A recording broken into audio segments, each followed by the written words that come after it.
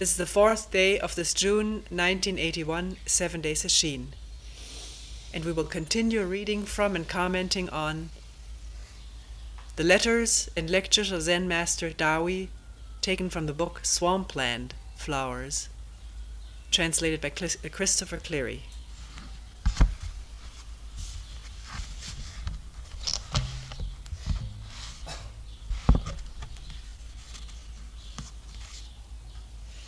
Let's start with the very first letter in here, number 1. Clear the mind.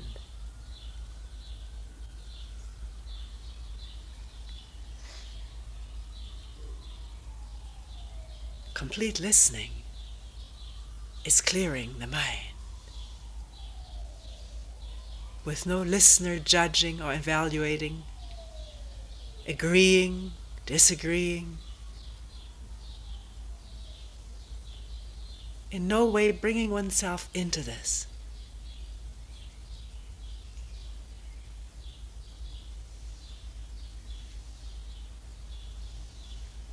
And yet seeing, looking,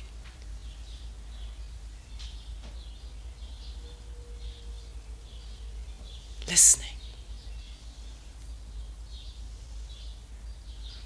Buddha said, if you want to know the realm of Buddhahood, make your mind as clear as empty space and leave false thinking and all grasping far behind,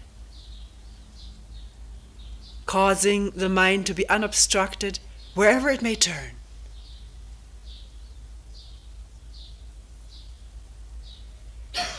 The realm of Buddhahood is not some external world where there's a formal Buddha. It's the realm of the wisdom of a self-awakened sage, a human being. The wisdom and love and compassion of a self-awakened human being.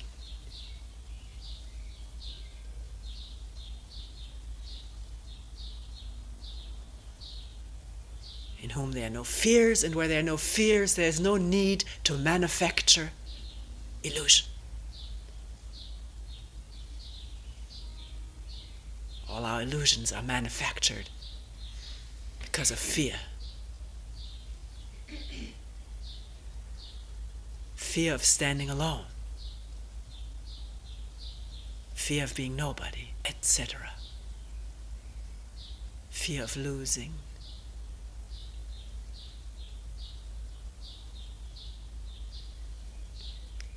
Dawi continues, once you're determined that you want to know this realm,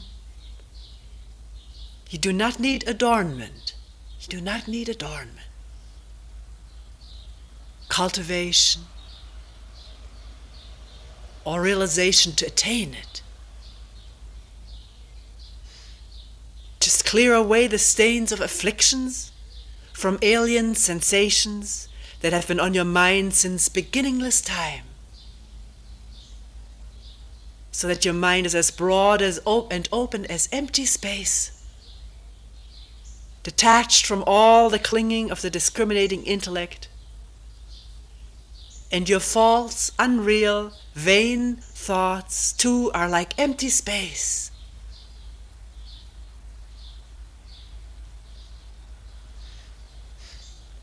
These afflictions from alien sensations that have been on your mind since beginningless time.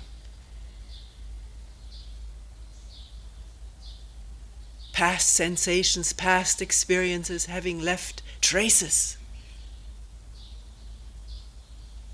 in the brain. Can I use a more contemporary term? It has been proven there are these innumerable traces in the convolutions, in the almost endless convolutions of that gray matter. Billions of cells, billions of neutrons or whatever you call it, neurons, interconnected in almost an unending series of combinations. One thing exciting the next, and the next, and the next. Can that be short-circuited?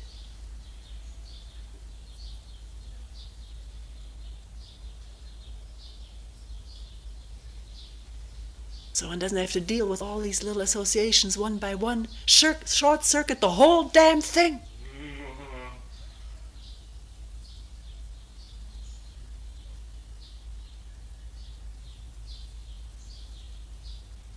Damn here just being a matter of emphasis, not condemnation. It's a fact that this is so.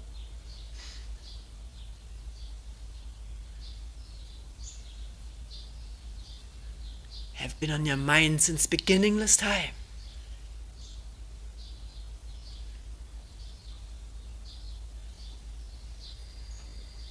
Since this little first one cell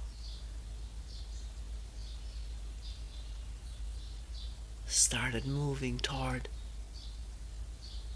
evolving a brain.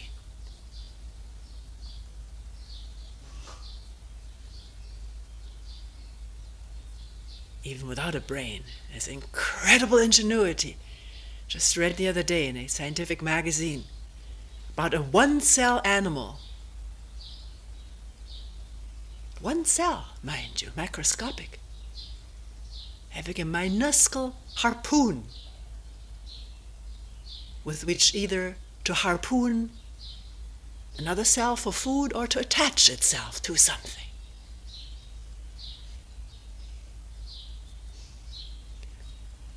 So you see, it's quite old, all these habits.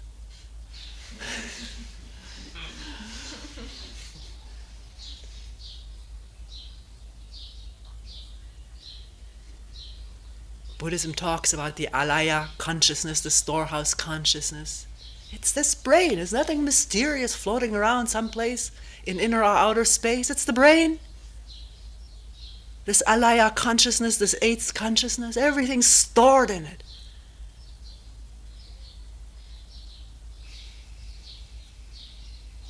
Can it be quiet? Yet alert and alive. Receptive, without immediately associating, reacting, judging, interpreting. Can that whole area be short-circuited, not fed with energy? The energy being in the moo or who, in the questioning.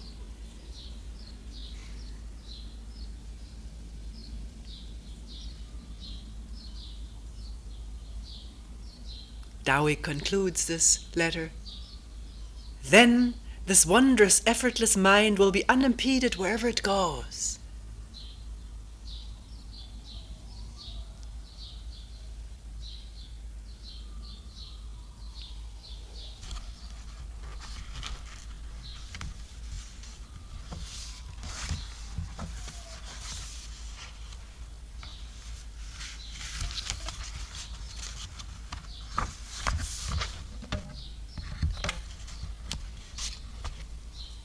Here's a letter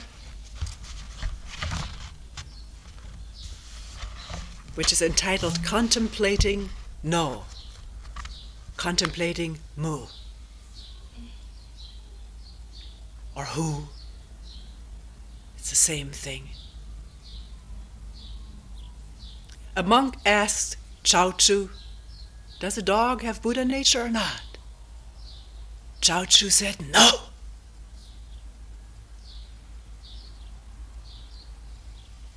Actually said, moo. No, he said, woo, I think. I don't know what he said. Something.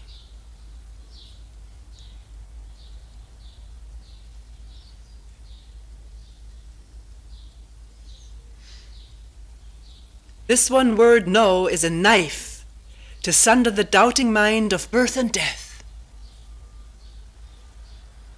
The handle of this knife is in one's own hand alone. You can't have anyone else wield it for you. To succeed, you must take hold of it yourself.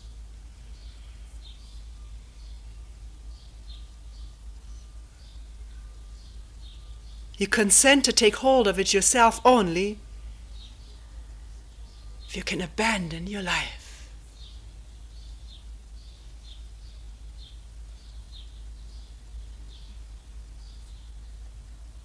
Your life of this habitual consciousness, with the me at center stage, either as the villain, villainess, hero, or heroine.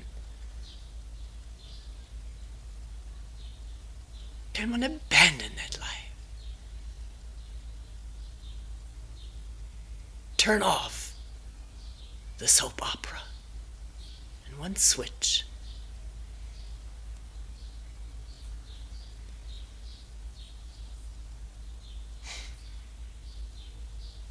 Keeps coming up from moment to moment.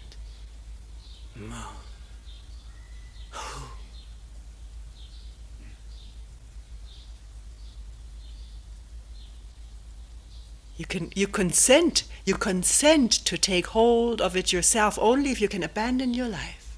Can you? Or are you really, truly, very much enamored with it? Like Narcissus looking into the pond, totally in love with himself. So he couldn't even hear the voice of this lovely nymph Echo, who was calling him.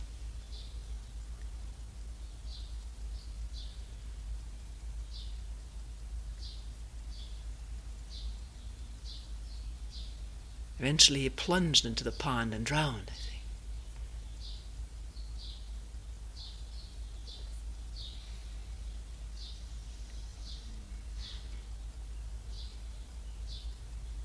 If you cannot abandon your life, just keep where your doubt remains unbroken for a while. Everyone has some doubt, some nagging discomfort, dis-ease, or dissatisfaction. And don't just let somebody try to comfort you in saying, try this, maybe then you'll be a little bit more satisfied. You'll get a lot of satisfaction out of this. Try this, join that. And then this fire of dissatisfaction sort of is doused. And one wonders why the practice becomes meaningless.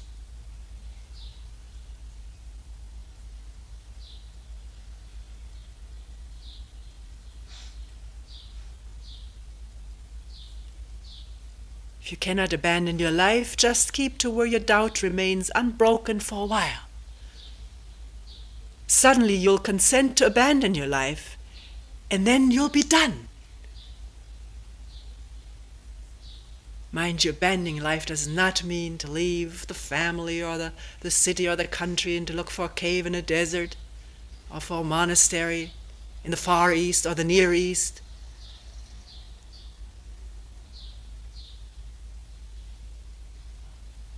These monasteries have their own life.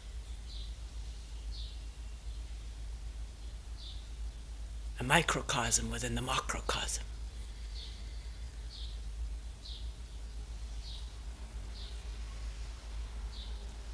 What hasn't been abandoned and done with is taken right there, and it continues there, the same as it did in, quote, the world.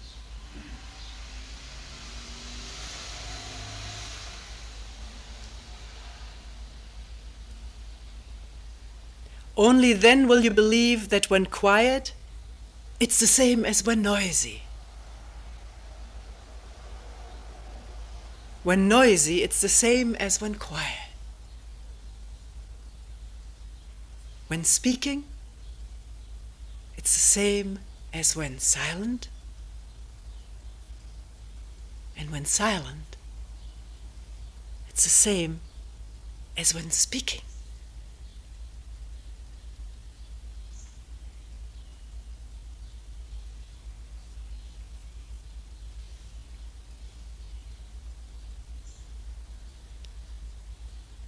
You won't have to ask anyone else.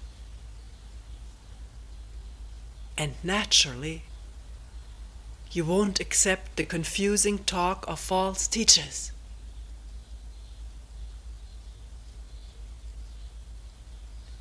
During your daily activities 24 hours a day, you shouldn't hold to birth and death and the Buddha path as existent, nor should you deny them as non-existent. Just contemplate this. A monk asked Chaochu, "Does a dog have the Buddha nature or not?" And Chaochu said, "No."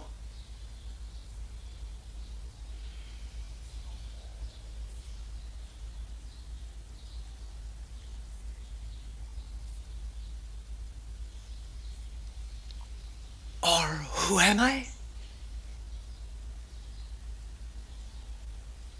Or experiencing inhalation or exhalation? Or just sitting?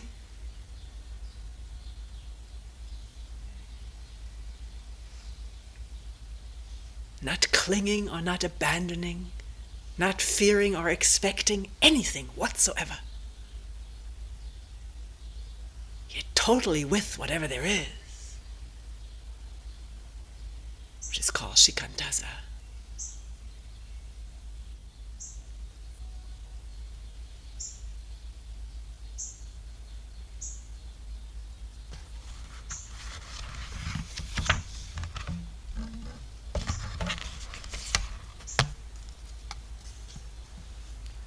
Here's a similar one. It's called smashing doubt.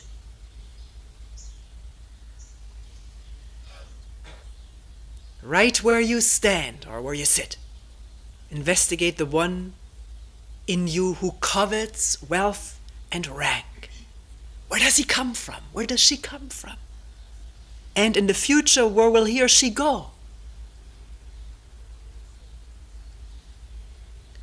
One person brought up in Doksan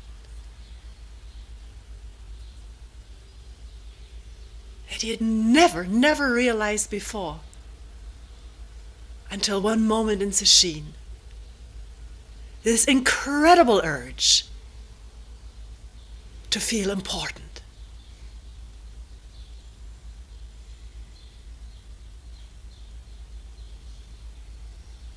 To be somebody important. Which does not mean a president or something. Something important. Isn't it in each one of us? And doesn't it work blindly unless one has seen it full face? In all openness and frankness and honesty. If one reads here, investigate the one in you who covets wealth and rank, you may read right over it. I don't covet wealth and rank. I don't want to be a military man, a woman. Hey, there's other rank than military. There is this function of being a supervisor of others. If one happens to occupy or have that function, is that all one does? Simply supervise? Or is there a little bit something in there, a little prestige, a little status in one's own eyes and as one hopes in the eyes of others?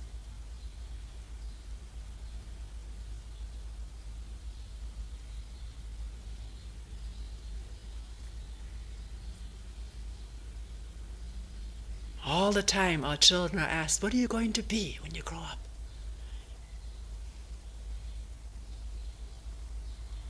Or if you're maybe a teacher, I remember this, my husband, everybody asked, what's your next step? Well, finally he became a principal. What are you going to be next? The relatives, the friends, what's your next step? He retired.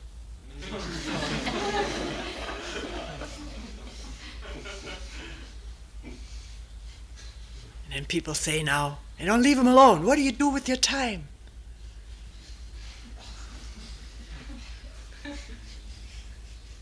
You know, it's not easy to be asked that question over and over and over again without making a little defensive bon mot, nice statement.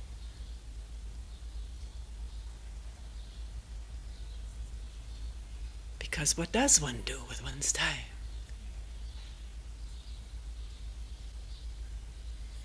Isn't it always trying to get something out of it for the self?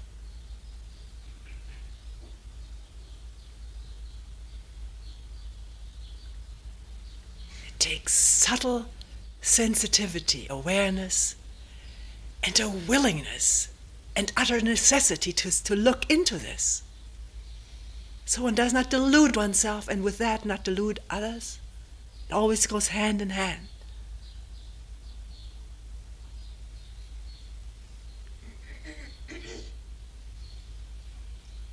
I'll start over. Right where you stand, investigate the one in you who covets wealth and rank. Where does he come from? And in the future, where will he go? Since you don't know where he comes from or where he goes, your mind will feel confused and unhappy. Right when you're confused and unhappy, it's not someone else's affair. Right here is where to contemplate a saying.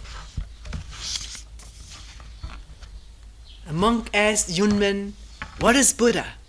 And Yunmen said, "A dry piece of shit."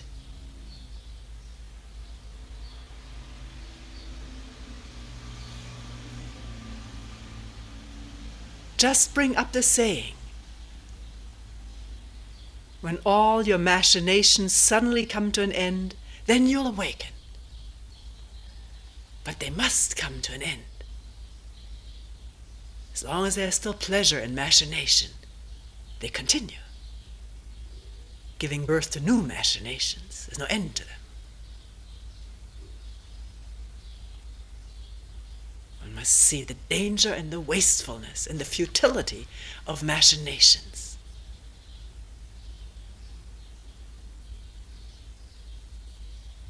Escapes, deluding oneself into this or that. The whole trip.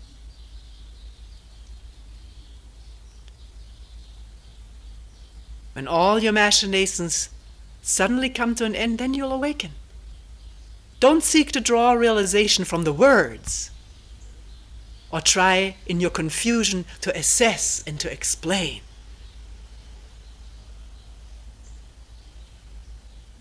Like the Buddha is even in a piece of shit, or a piece of shit, not to be despised. And one can go endless, one can write a whole treatise on this,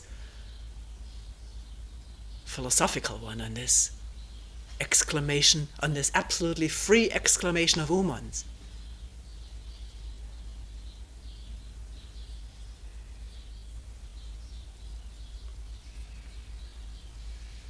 Even if you could explain clearly and speak to the point, this would be all the phantom plans. The machinations again, our explanations, if you look into it, are a wonderful escape. They serve so many functions. For one thing, we can occupy the mind, which always craves occupation. The mind is occupation. What is it without that? So giving explanations occupies the mind. It can show off our brilliance, our erudition, knowledge, impress others, give a feeling of superiority, you name it.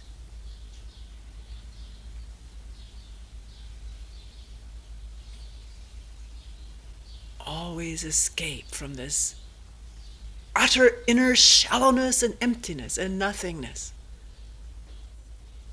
of this little me.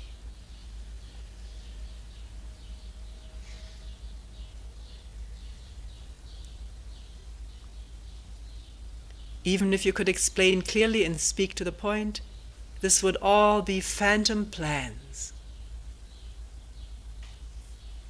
If your feelings of doubt are not smashed, birth and death goes on.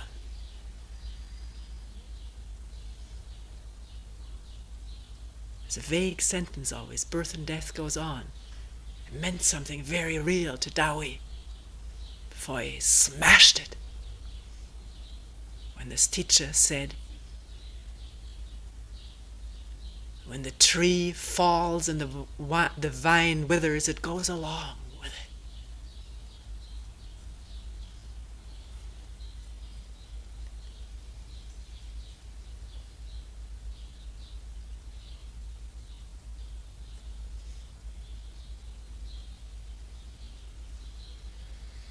Birth,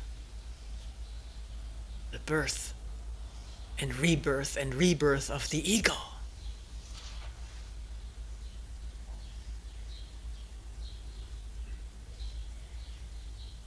Death, the fear of death of the ego.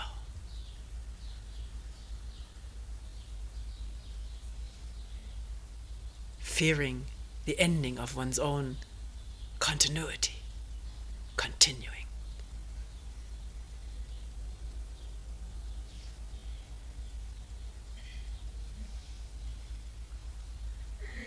As one knows oneself, as one loves oneself or hates oneself, but still one wants it to continue.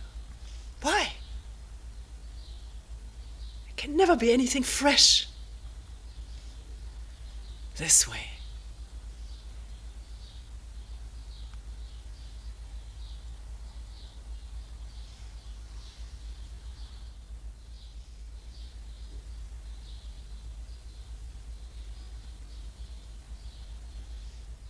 How we love to assert ourselves and continue the argument in order to continue the assertion of one's existence.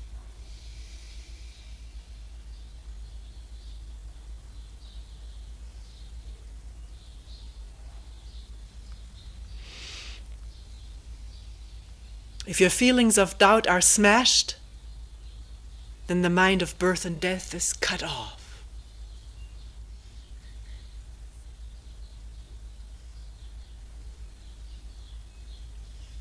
Disconnected, short-circuited, we said at the beginning.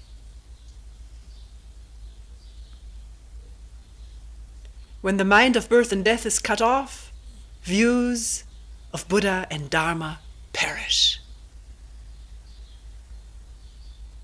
All these ideas and what's connected with them.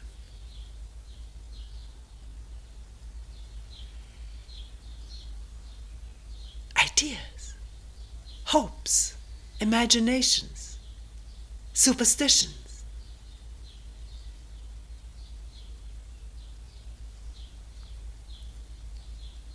With views even of Buddha Dharma gone, how could you go on to create any views of sentient beings and affliction? Just take your confused, unhappy mind and shift it onto a dry piece of shit. Who?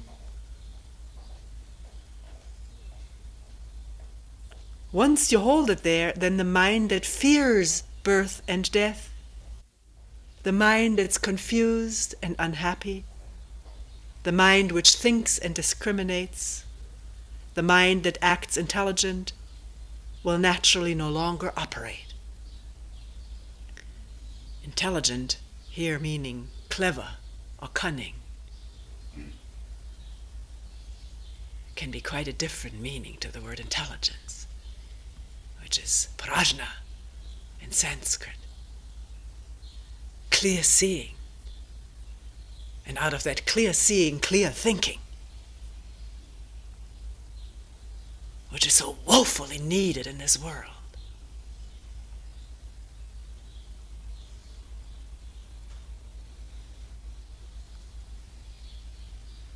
When you become aware that it's not operating, this mind of concepts, memory images, etc. When you become aware that it's not operating, don't be afraid of falling into emptiness.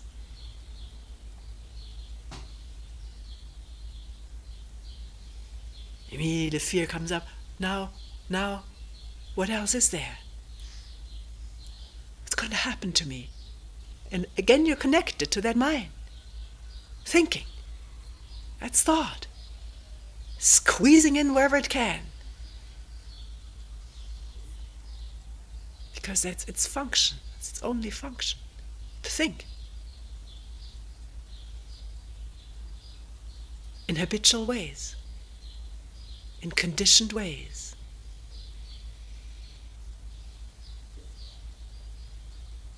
Popping out of memory. Just like we put memories into computers, so from that they spout out of their memories.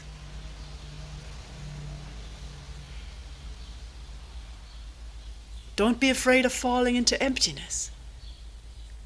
Just move. Not calling it emptiness, not calling it nothingness. You don't know what it is. If you know it, it's not emptiness, then you're in your thoughts. Is that clear?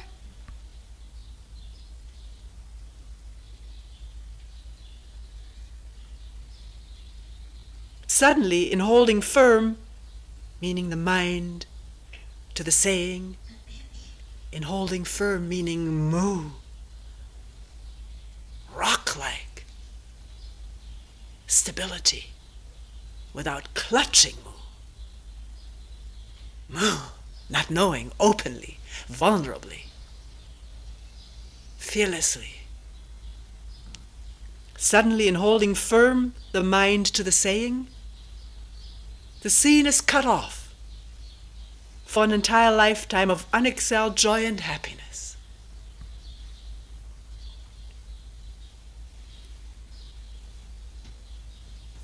Don't ask me how long a lifetime is. That's already thought operating again in terms of time.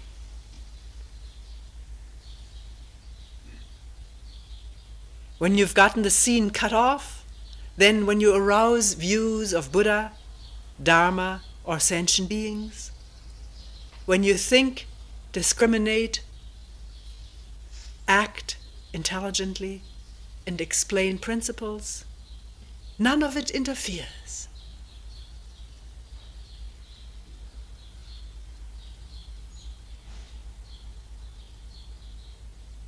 Because it doesn't come out of the me, wanting something out of it, or fearing something.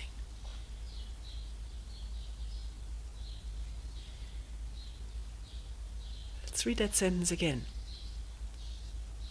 When you've gotten the scene cut off, or when the scene is cut off,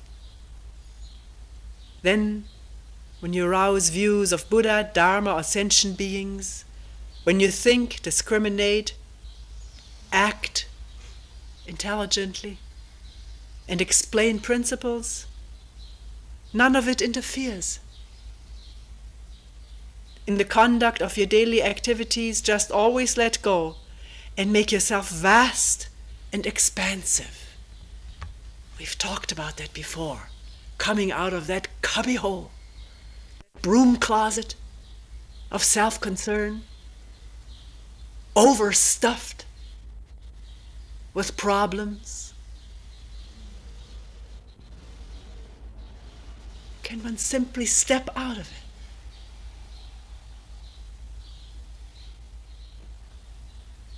Bring some fresh air into these concerns and problems. Light.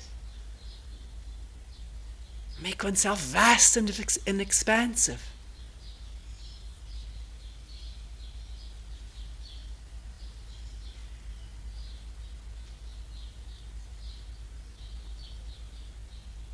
To see that one's own problems are the problems of all humankind.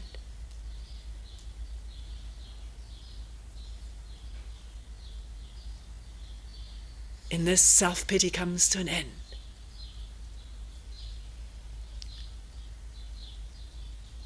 Self-pity most of the time being that closet.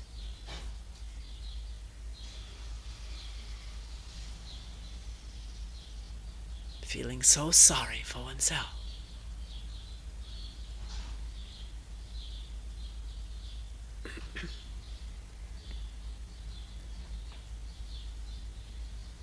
Whether you're in quiet or noisy places, constantly arouse yourself with the saying, a dry piece of shit, or moo or hoo.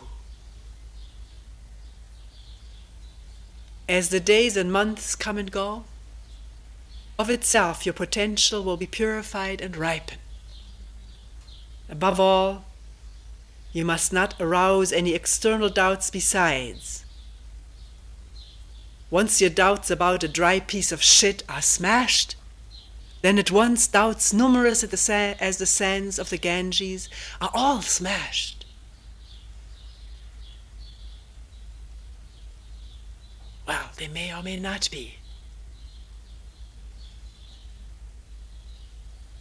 If they're not, and one remembers this phrase, then there's another doubt. How come it doesn't work like Dowie says? Don't take Dowie as an authority. Take yourself, what you see, and work with that. Not in terms of what ought to happen, but in terms of what is happening.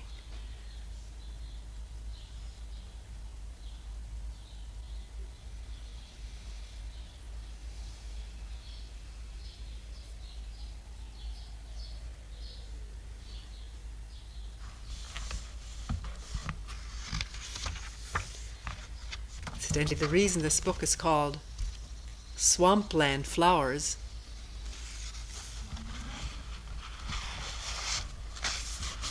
this is taken from a saying by Vimalakirti.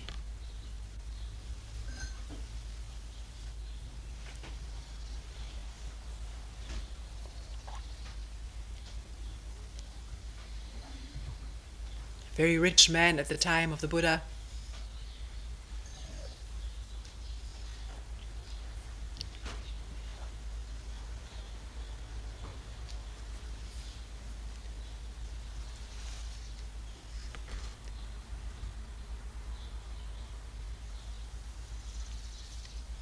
Deeply respected by all the bodhisattvas for his clarity and sharpness of mind and love and compassion, wisdom. Once he said, in the soil of the high meadows, the lotus never grows. In base slime and mire does the lotus grow.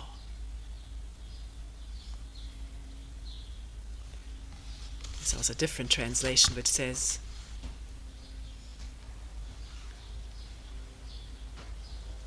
it's like the high plateau not producing lotus flowers. High plateau, high in the mountains where the air is so pure. A lot of the sannyasis, the Indian sannyasis or the Tibetans, retire high into the Himalayas, away from all the din and noise and to-do of the villages, to breathe that pure air and to meditate there.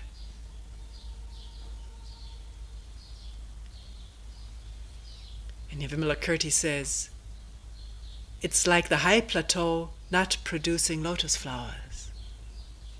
It is the mud of the low-lying marshland that produces lotus flowers.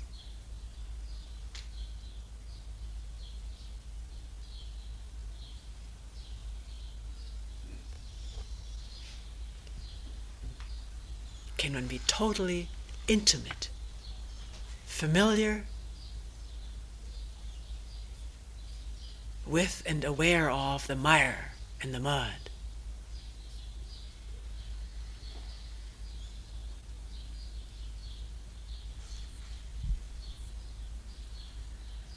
And the slime.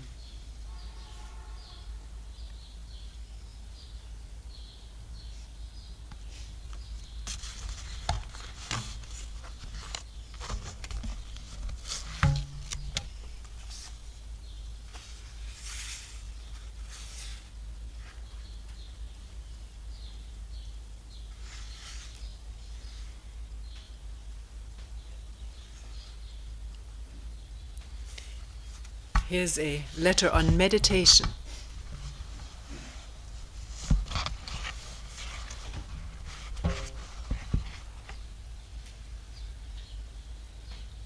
And Dowie writes, both torpor and excitation were condemned by the former sages.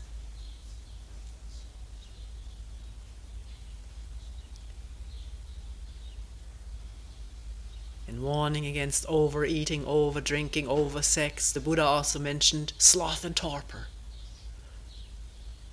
Anything done to excess.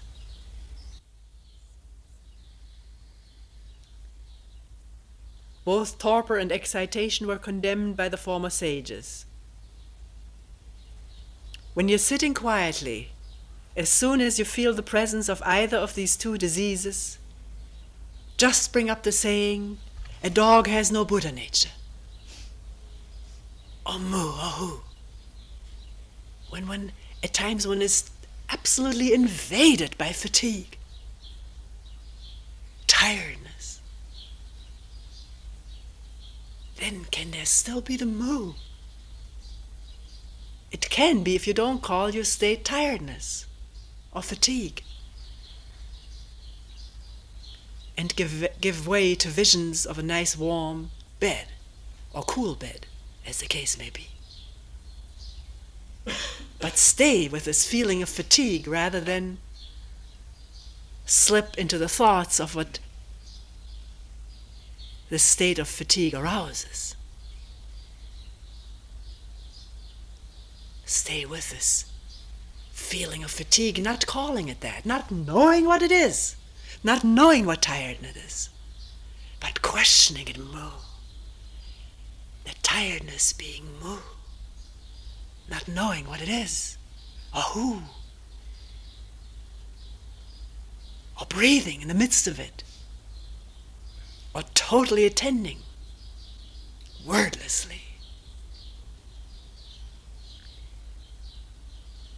with consuming interest. Maybe you're so tired there's no longer any interest. But the bell hasn't rung yet. The last bell. So you got to sit there anyways.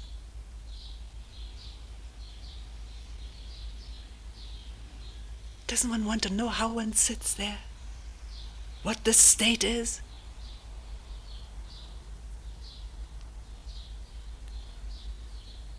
What is sleepiness? I don't know what it is. The word is not the thing. Ooh. Creeping right in there. It's that. What is it? Not knowing. Questioning totally. Not knowing.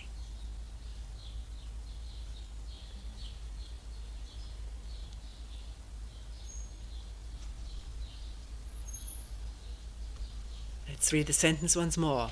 When you're sitting quietly, as soon as you feel the presence of either torpor or excitement, we haven't talked about excitement yet, although we've talked about it many times, racing thoughts. As soon as you feel the presence of either of these two diseases, just bring up the saying, a dog has no Buddha nature. Don't exert effort to push away these two kinds of disease.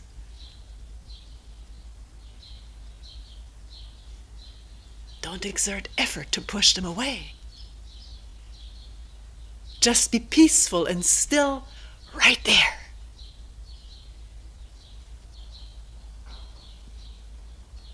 You can say, well, my God, how can I be peaceful and still when I'm excited?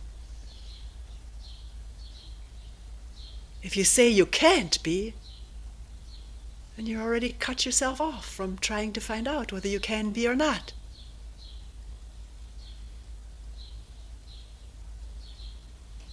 That's why one should always ask a question. Is it possible? Can I be? Can there be stillness?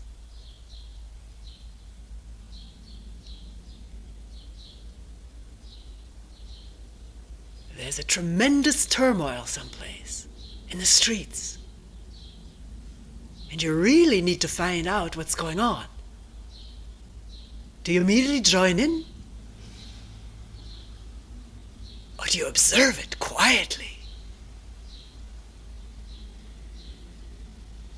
We always jump right in, don't we? Immediately, there's an argument going on, immediately take a side. Sometimes you wonder, oh my God, why did I take that side? But you did. You wanted to jump in.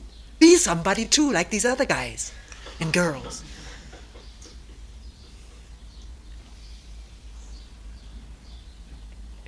It's such a temptation. Something is said, and immediately to have an answer, to immediately have a reaction. And then one is sort of stuck with it. Because of self, one has to defend what one said.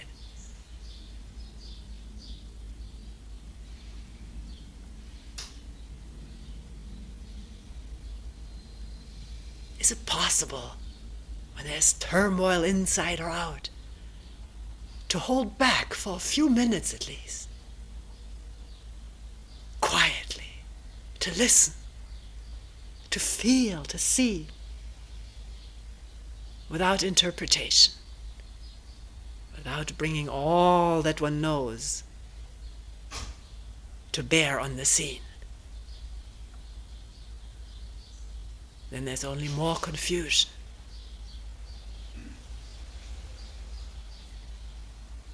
Can one hold back? Not just biting one's lips, but deeply, quiet, because one needs to find out what this turmoil is all about, without any opinions whatsoever.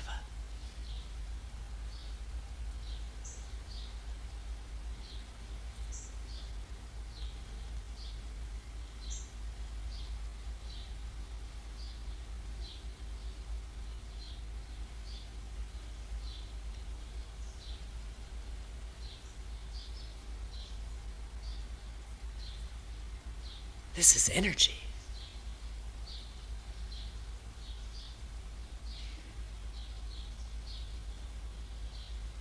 Quiet energy.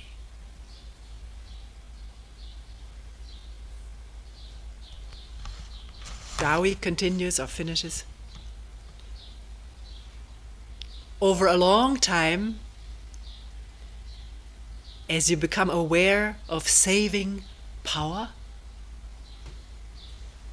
here it is, saving power. When Dowie says saving power, he means saving energy. Over a long time, as you become aware of saving power, this is the place where you gain power.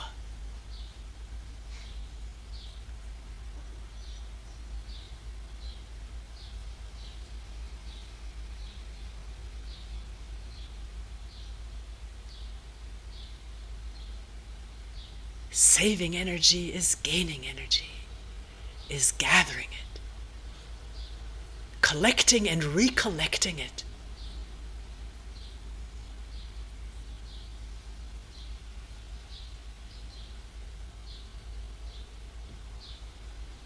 Can one be recollected?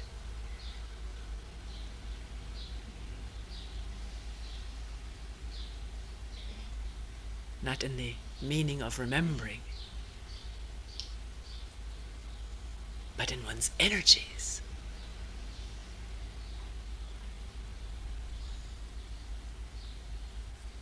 Dowie concludes, nor do you have to engage in quiet meditation. This itself is meditation.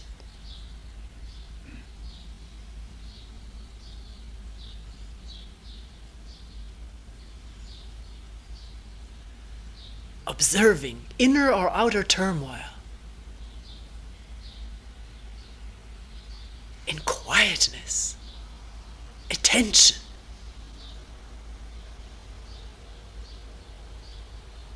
and openness. without any conclusions. This in itself is meditation, is zazen.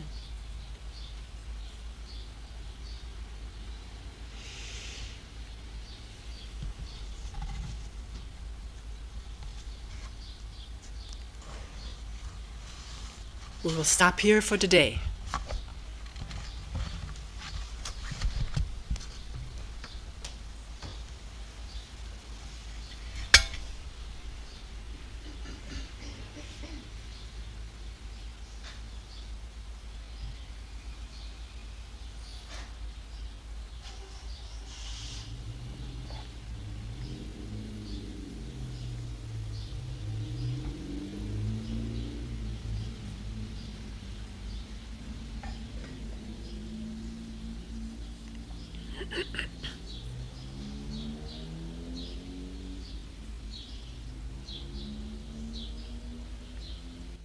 The four vows.